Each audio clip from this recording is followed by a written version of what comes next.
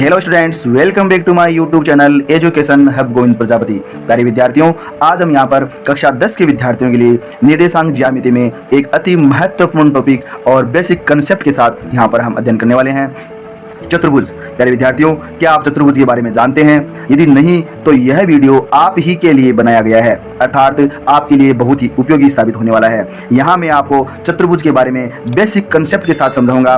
कक्षा 10 के विद्यार्थियों को यह कंसेप्ट जानना बहुत ही आवश्यक है ताकि वो प्रश्नावली 7.1 निर्देशांक ज्यामिति के प्रश्नों को आसानी से हल कर सकें। इसलिए कक्षा 10 के विद्यार्थियों के लिए यह वीडियो महत्वपूर्ण होने वाला है। प्यारे विद्यार्थियों, क्या आपने पहले चतुर्भुज के बारे में सुना है?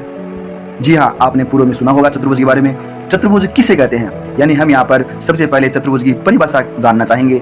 चार रेखाखंडों से घिरी हुई बंद आकृति, उसी का नाम चतुर्भुज है। यानी चार रेखाखंड है, उनसे अगर अपन आकृति बनाते हैं तो जो आकृति बनती है बंद आकृति, उसको हम क्या कहते हैं? चतुर्भुज कहते हैं। इस प्रकार चार बिंदुओं से जो अपन चतुर्भुज निर्मित कर रहे हैं उसका प्रकार कैसा होगा, किस प्रकार का वो चतुर्भुज होगा, यहाँ पर हम उसी का अध्ययन करने वाले हैं और मालूम करेंगे कि इन चार बिंदुओं से बनने वाला चतुर्भुज है उसका प्रकार कैसा होगा। मुख्य आकृतियां जो है चार बिंदु से जो बनती है उनमें हमारे पास में सबसे पहले आयत, जो कि आपने छोटी कक्षाओं के अंदर पढ़ा है।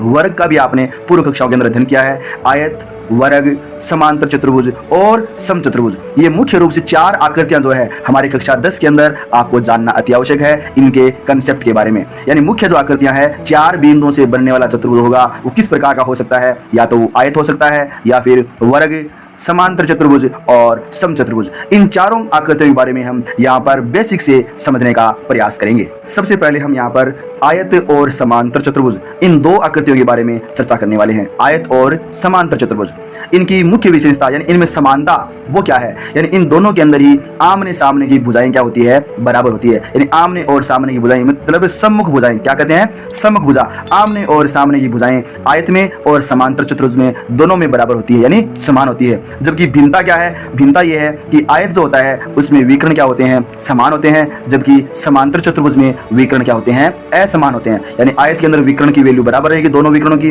जबकि समांतर चतुर्भुज में दोनों विकर्ण क्या होते हैं? अलग अलग मान के होते हैं। लेकिन दोनों के दोनों क्या करते हैं? परस्पर समद्विभाजित करते हैं। दोनों परस्पर एक दूसरे को बराबर भागों के अंदर काटते हैं। इसके पश्चात बात करते हैं नेक्स्ट जो आकृतियां हैं, वर्ग और समचतुर्भुज। वर्ग और समचतुर्भुज, इनमें क्या समानता है? चारों भुजाएं, यानी चार भुजाएं होगी, चारों भुजाएं क्या होती है? बराबर होती है वर्ग में और समचतुर्भुज में दोनों के अंदर ही चारों भुजाएं क्या होगी? बराबर होगी। जबकि मेन जो डिफरेंस आएगा वो कहाँ आएगा? वर्ग के विकर्ण समान होते हैं, यानी वर्ग जो होगा उसके विकर्ण क्या होंगे? बराबर होंगे। जबकि समचतुर्भुज है उसके विकर्ण क्या होते हैं? असमान होते हैं, अलग अलग वैल्यू दोनों की आती है। लेकिन दोनों ही विकर्ण परस्पर समद्विभाजित करते हैं, लंबवत, यानी एक दूसरे को दोनों विकर्ण यानी वर्ग के दोनों विकर्ण परस्पर लंब समद्विभाजित करेंगे। इसी प्रकार समचतुर्भुज है उसके विकर्ण भी परस्पर लंबवत समद्विभाजित होते हैं। अब जैसे हम यहाँ पर चित्र की सहायता से समझने का प्रयास करते हैं। हमारे पास एक चतुर्भुज है, ये चतुर्भुज ABCD, यानी चार भुजाएं इसके अंदर और दो विकर्ण है।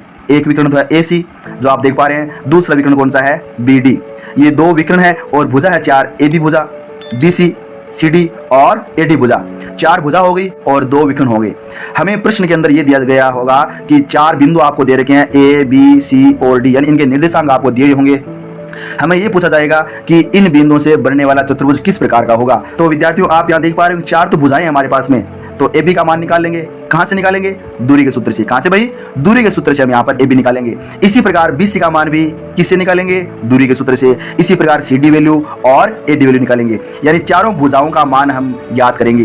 तो आपके यहाँ पर पता चल जाएगा भुजाएं कैसी आ रही है, यानी सम्मुख भुजाएं बराबर होगी, यानी इस भुजा का मान इस भुजा के बराबर होता है और मान चेंज होकर के BC भुजा का मान AD के बराबर होगा। इसका अर्थ ये हो गया कि यहाँ पर या तो आयत होगा या फिर समांतर चतुर्भुज होगा, या फिर चारों भुजाएं बराबर है, AB का मान BC के बराबर हो, BC का मान CD के बराबर हो और CD का मान AD के बराबर हो। इसका मतलब चारों भुजाएं बराबर है, तो हमें ये मालूम चल जाएगा कि ये जो आकृति है या तो वर्ग की होगी या फिर समचतुर्भुज की होगी। तो हम क्या करेंगे? नेक्स्ट स्टेप आपको और करना पड़ेगा। यहाँ पर हमें विकर्ण ज्ञात करने पड़ेंगे। विकर्ण AC का मान ज्ञात करेंगे और इसी प्रकार विकर्ण BD है उसका मान भी हम ज्ञात करेंगे। यदि दोनों विकर्ण समान है और ये शर्त लगती है तब तो दोनों विकर्ण समान है तो आकृति किसकी हो जाएगी? आयत की हो जाएगी। किसकी होगी भाई? आयत की आकृति होने वाली है।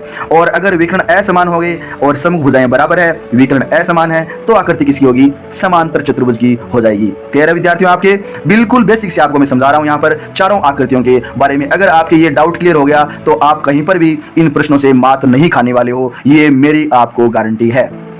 अब हम बात करते हैं नेक्स्ट स्टेप के अंदर। अगर ये आकृतियां होती है वर्ग और समचतुर्भुज, यानी चारों भुजाएं बराबर है, तो हम विकर्ण ज्ञात करेंगे, AC विकर्ण ज्ञात कर लेंगे, BD विकर्ण ज्ञात कर लेंगे। और विकर्ण समान है, दोनों चारों भुजाएं समान है, विकर्ण समान है, इसका मतलब क्या है? ये वर्ग की आकृति है। इसी प्रकार चारों भुजाएं बराबर है और विकर्ण असमान हो, तो इसका अर्थ ये हुआ कि ये जो आकृति है वो किसकी होगी? समचतुर्भुज की होगी। विद्यार्थियों, यह कंसेप्ट आपके क्लियर हो गया होगा। यदि यह क्लियर हो गया है तो अब हम यहाँ पर प्रश्नावली 7.1 क्वेश्चन नंबर 6 को यहाँ हल करेंगे। आप बड़े ध्यानपूर्वक यहाँ पर देखिए, और इसी प्रकार जैसे मैं बता रहा हूँ आपको, इसी प्रकार आपको एग्जाम की जो उत्तर पुस्तिका है वहां पर आपको सोल्व क्वेश्चन को करना होगा। क्वेश्चन हमारे पास में है, निम्नलिखित बिंदुओं द्वारा बनने वाले चतुर्भुज का प्रकार यदि कोई हो।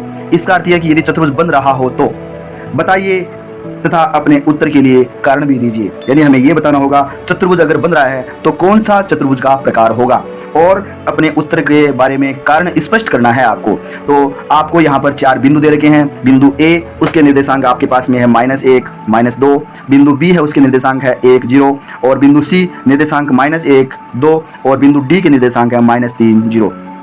तो हमें यहाँ पर डिस्टेंस फॉर्मूला अप्लाई करना होगा, यानी दूरी का सूत्र। दूरी का सूत्र विद्यार्थियों आपको याद होगा, याद करना है आपको, और संबंधित जो प्रश्न हमारा है उसमें सबसे पहले दूरी का सूत्र आपको लिखना होगा। दूरी = x2 - x1 का whole square plus y2 - y1 का होल स्क्वायर। अब हम यहाँ पर क्या करेंगे? सबसे पहले भुजाएं ज्ञात करेंगे। क्या ज्ञात करेंगे विद्यार्थियों? भुजाएं, यानी भुजा AB ज्ञात करेंगे। हम क्या ज्ञात करेंगे? भुजा AB हम यहाँ पर ज्ञात करने वाले हैं।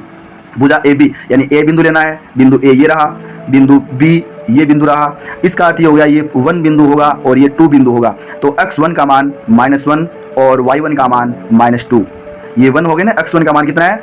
-1, y1 का मान कितना है? -2। इसी प्रकार ये सेकंड बिंदु है, तो x2 y2 लेंगे। x2 कितना है? 1, और y2 ये कितना है? 0। विद्यार्थियों, इस वीडियो को आप बहुत ही ध्यानपूर्वक देखिए। यदि इस वीडियो को आप ध्यानपूर्वक देखेंगे तो मेरी गारंटी है आपके यह प्रश्न बखूबी 100% समझ में आएगा। तो यहाँ पर अब हम यहाँ पर दूरी के सूत्र जो है उसके अंदर वैल्यू पुट करेंगे। दूरी का फॉर्मूला जो हमारे पास में था उसके अंदर हम रखेंगे। तो पहला बिंदु AB, तो AB दूरी आ जाए, यानी भुजा AB का मान, √ यहाँ पर x2 कितना है? 1, यहाँ पर हमने 1 रख दिया। उसके बाद में माइनस साइन है, ये माइनस रखा है। उसके बाद में x1 कितना रहा? ये -1। तो ये -1 हम क्या रखेंगे? कोष्टक में रखेंगे, क्यों? पहले माइनस है ना, तो अब ये -1 और आ गई वैल्यू, तो इसको हम क्या कर देंगे? कोष्टक में रख देंगे। और बड़ा कोष्टक लगा दिया और उसका क्या कर दिया हमने? ये स्क्वायर कर दिया। उसके बाद में प्लस साइन ये आ गया अपनी जगह पे। कोष्टक y2 का मान ये 0 रख दिया, माइनस साइन ये आ गया।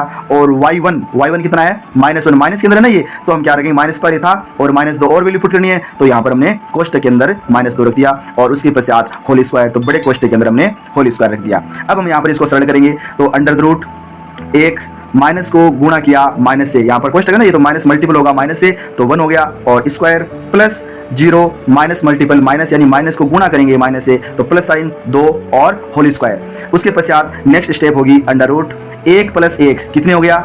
1 + 1 कितना होता है? 2, तो 2 का स्क्वायर प्लस 0 + 2 ये कितना हो गया? 2, तो इसका भी क्या हो गया? ये स्क्वायर हो गया। अगली स्टेप के अंदर हम सरल करेंगे इसे। तो यहाँ पर √2 का स्क्वायर क्या होता है विद्यार्थियों? 4। कितना होता है भाई 2 का स्क्वायर? 4 प्लस 2 का स्क्वायर ये भी 4 हो गया। √4 + 4 ये कितना हो गया? 8 हो गया। कितना हो गया? 4 + 4 √8। और इसको आगे और सरल अगर ओपन करते हैं तो 8 के आपको क्या करने होंगे? अभाज्य गुणनखंड करने होंगे। तो 8 के अभाज्य गुणनखंड अगर अपन यहाँ पर करेंगे तो जैसे 8 के अभाज्य गुणनखंड ऐसे करते हैं अपन अभाज्य गुणनखंड, तो यहाँ पर 2 का भाग देंगे कितनी बार गया? 4 बार। अगली स्टेप में 2 का भाग और देंगे कितनी बार गया? 2 बार। और नेक्स्ट स्टेप उसमें 2 का भाग कितनी बार चला गया? 1 बार। तो 8 का आपको वर्गमूल ज्ञात करना है, तो हम यहाँ पर क्या करते हैं? इनका एक जोड़ा बनाएंगे। 2 का एक जोड़ा तो बन गया आपके पास में, तो 1 2 बार आ गया, और इस 2 का जोड़ा बना नहीं, तो ये 2 किसके अंदर जाएगा? √ के अंदर रहेगा। तो हम यहाँ पर क्या कर रहे हैं? ये 2 √2 √8 की सरलतम वैल्यू है। तो इस प्रकार हमने यहाँ पर 2 √2 इकाई लिखा है। तो √8 का मान कितना हो गया? 2 √2 इकाई। प्यारे विद्यार्थियों, AB का मान अगर आपके समझ में आ गया है तो सिमिलरली आपको BC, AC, AD, BD सारी वैल्यूज जो है 6 जो मैंने बताई, 4 भुजाएं और 2 विकर्ण, सभी की सभी इसी प्रकार से आपको यहाँ पर ज्ञात करने हैं। हम बात करते हैं भुजा BC के बारे में। भुजा BC ज्ञात करेंगे तो जो बिंदु B है उसके निर्देशांक लिख लिए। बिंदु सी है उसके निर्देशांक लिख लिया हमने, और पहला पॉइंट बी तो 1 होगा, सेकंड पॉइंट सी तो इसकी क्या हो जाएगा 2 हो जाएगा। तो ये x1 का मान 1, y1 का मान 0, इसी प्रकार x2 का मान -1 और y2 का मान कितना हो गया 2। डिस्टेंस फॉर्मूले के अंदर हम वैल्यू पुट करेंगे तो BC का मान आएगा हमारे पास में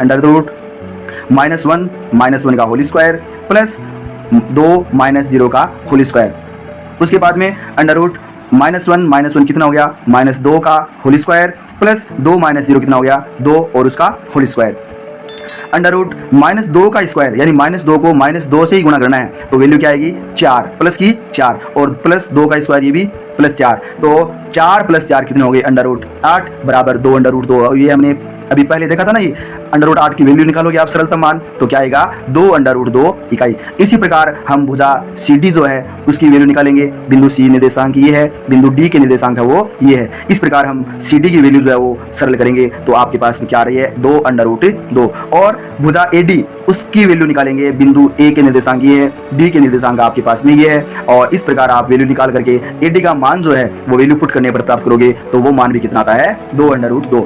तो विद्यार्थियों आपने देखा होगा AB का मान भी 2 √2 था, BC का मान, CD का मान और AD का मान कितना है 2 √2 है, यानी चारों भुजाएं बराबर है। इसका अर्थ ये हुआ कि या तो आकृति वर्ग की होगी या फिर आकृति किसकी होगी समचतुर्भुज की होगी। अब हम यहाँ पर पूरा निर्धारण करने के लिए विकर्ण का मान और ज्ञात करने वाले हैं। तो विकर्ण हमारे पास में है विकर्ण AC विकर्ण में बिंदु A के निर्देशांक ये है, C के निर्देशांक ये है। तो यहाँ पर x1 का मान, y1 का मान, x2 और y2 डिस्टेंस फॉर्मूले के अंदर हम वैल्यू पुट करेंगे। और इस प्रकार आप अगर सरल करते हैं तो आपको यहाँ पर वैल्यू कौन सी मिलेगी 4 इकाई, यानी विकर्ण का मान, विकर्ण पहला विकर्ण है AC उसकी वैल्यू कितनी आ रही है हमारे पास में 4 इकाई आ रही है।